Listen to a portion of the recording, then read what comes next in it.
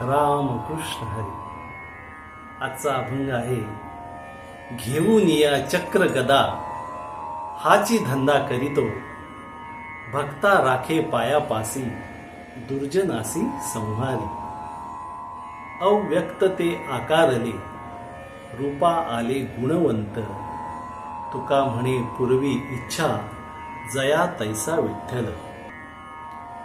या अभंगामध्ये तुकाराम महाराजांनी परमेश्वराचं वर्णन केलेलं आहे की हातामध्ये चक्र गदा घेऊन देव सतत भक्तांचे रक्षण करण्याचा धंदा करत असतो.